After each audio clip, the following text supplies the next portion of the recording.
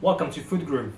We are preparing another video for you, but before we go ahead into today's video, we just wanted to take a moment to thank everyone that's watched our last two videos. Your support means a lot to us. We weren't expecting to see so many views. We thought we'll try it as a passion project. We're really passionate about food and just kind of making things, and you know, the beauty of creating things like this is that you start from having nothing and you put together something that hopefully reaches audiences like yourselves. With that said, I'm going to pass you over to Ali, where she will take you through today's recipe and what the plan is. Once again, from the bottom of our hearts, thank you very much. Thank you! Alright, so today's recipe, it's called Romanian Cabbage Roll.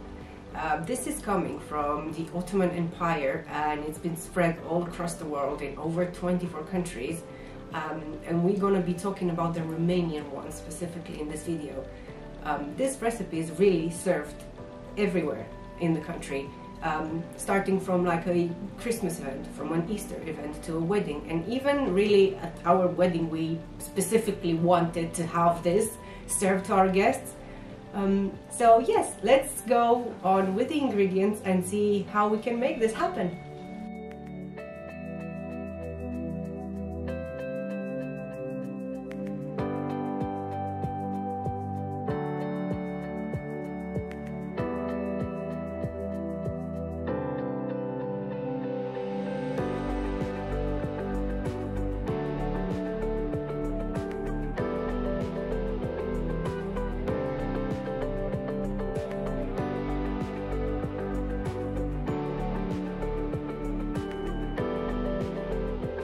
Let's take the pork and the beef mincemeat and mix them together in the bowl. Then we'll put some of the paprika and salt and pepper, just as much as you think it's needed.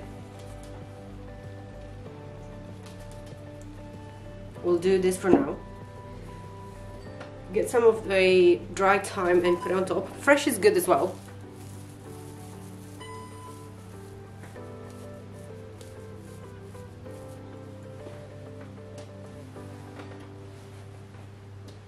Rice,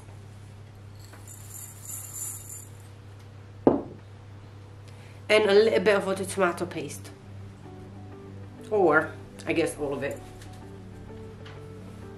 We're gonna do now, we're gonna have to mix this all together. You can use your hands, you can put some gloves on, whatever you want, but I can just use my hand and mix it until you get like a good consistency of like everything mixed together.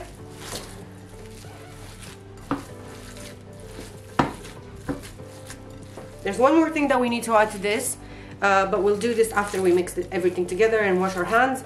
We need to put a bit of like onion, but we can add it after. Oops.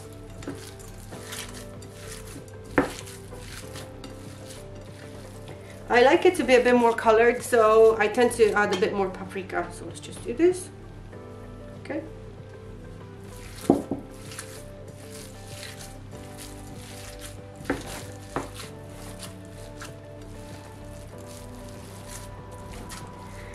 Please remember that the cabbage that we are using is very, very salty, so I'm not gonna salt this a lot.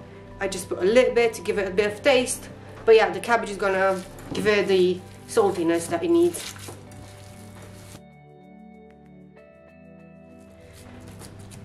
Now we're done, we've got to have to wash our hands, cut the onion and try and put it on top. And we need to give it another mix because we did forget about that.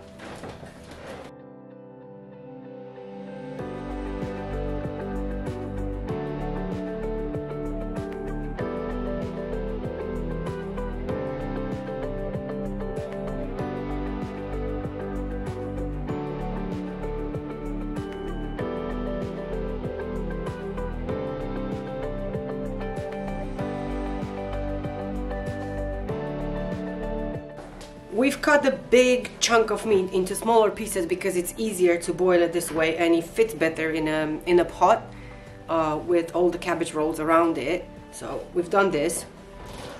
The next thing to do is actually get the cabbage,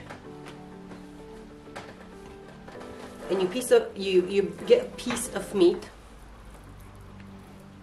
in that shape, and make sure you leave a bit of space in between. So you fold once, you fold twice, and then you go around like this. Just don't leave a bit of space so the rice can boil and expand. And here's our first one. Keep going to do this. Keep doing this until you do everything. When you get like humongous pieces like this, I tend to like cut them in half, and then we'll make 2 of them. Put this aside for now. Okay. And keep going at it. Fold, fold, and spin around like that. All right, we need to do this like a million more times. What happens in Romania, generally, people that make the cabbage rolls tend to count them. I don't know why. It's like a thing to be proud of. So we'll see if we can count them, but we'll count them at the end.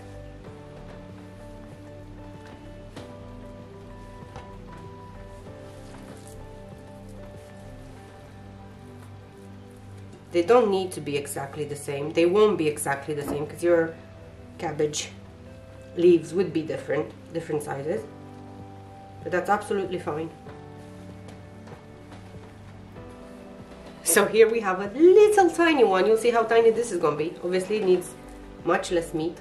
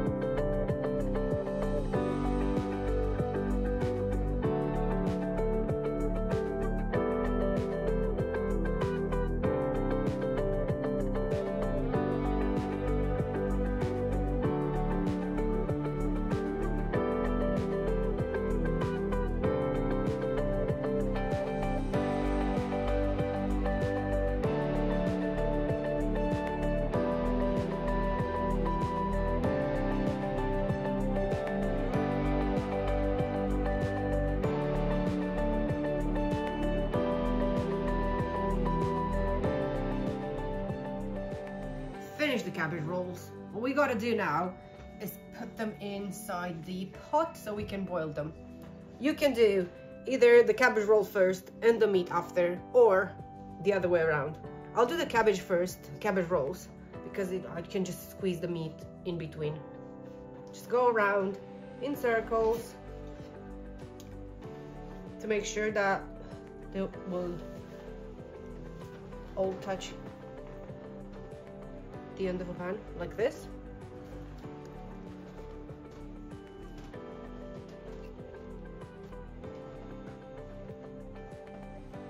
Almost, let's say 3 circles if they're not really 3 circles. Anyway, we'll do this, no one will ever know. Now grab your meat and put it in the middle. like chunks. If you've got more, you can put it on the side as well. We've got some like blind spots, so we can do that. Like so. You can sprinkle a bit of onion on top. I do. Most people don't. It's really up to you. I just like onions and everything, so it's only me, I guess. Okay. Some of the dry thyme on top of it as well. Squeeze, squeeze, squeeze. You can just buy the one from the store. It does the same thing. And get some more of that tomato sauce and drizzle, drizzle, drizzle on top of it.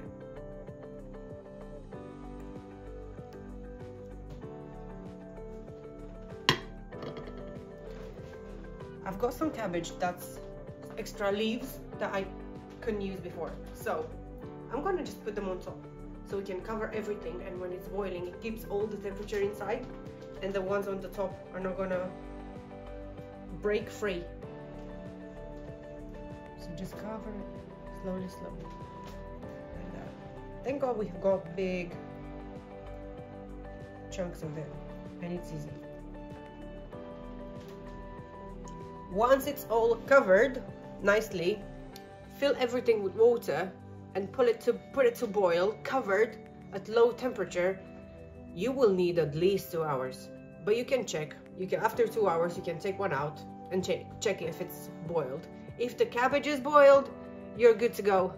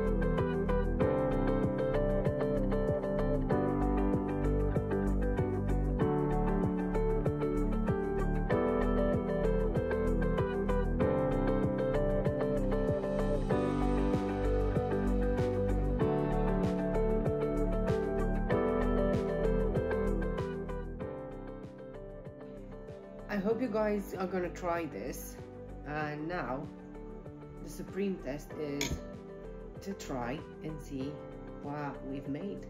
Is it good? Is it not?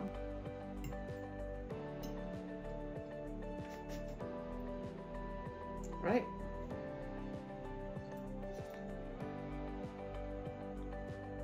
It's so good. So good. Enjoy and see you next time.